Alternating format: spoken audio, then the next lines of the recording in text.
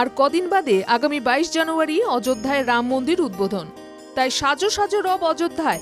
দেশের বিভিন্ন জায়গা থেকে শিল্পীরা নিজেদের শিল্পকর্ম প্রদর্শনের সুযোগ পেয়েছেন। এবার নদিয়ার কৃষ্ণনগরে টেরাকোটা শিল্প স্থান পেল অযোধ্যার রাম মন্দিরের মূল প্রবেশদ্বারে। রাম মন্দিরের মূল প্রবেশদ্বার ধরমপথের দুই ধারে সাজানো থাকবে 20 বাই 10 ফুটের প্রায় 100টি মিউরাল টেরাকোটা অর্থাৎ পোড়ামাটির ফলকচিত্র। অযোধ্যার এই রাম মন্দির প্রজেক্টের একটা ঐতিহাসিক জায়গায়, ঐতিহাসিক চিহ্ন, যেখানে আমাদের একটি ছোট্ট কিছু কাজ ওখানে থাকবে। আমরা ওখানে 100টি মুরাল বানাচ্ছি টেরাকোটার, যার প্রতিটা size 20 foot by 10 foot. 20 foot by 10 foot এক একটি টেরাকোটার মিউরাল অনুযায়ী বেশ বড়ই।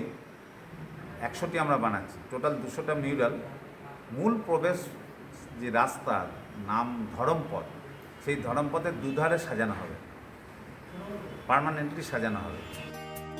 রামায়ণের কাহিনীকে ঘিরে 100টি মিউরাল টেরাকোটা তৈরি হচ্ছে। হাতে আর বেশি সময় নেই, তাই যুদ্ধকালীন তৎপরতার সঙ্গে চলছে কাজ। এখনো পর্যন্ত 60% কাজ সম্পন্ন হয়েছে। 13 জন শিল্পী কাজ করছেন অযোধ্যার রাম মন্দিরে, বাকি 14 জন রয়েছেন কৃষ্ণনগরের মতি সুন্দরী নামে শিল্পীর ওয়ার্কশপে। উদ্বোধনের আগেই যাতে কাজের বরাত শেষ করা যায়, তাই সহশিল্পীদের নিয়ে দিন-রাত এক করে কাজ করে চলেছেন মৃৎশিল্পী বিশ্বজিৎ মজুমদার। নদিয়া থেকে সুরজিৎ দাসের রিপোর্ট, NK টিভি বাংলা।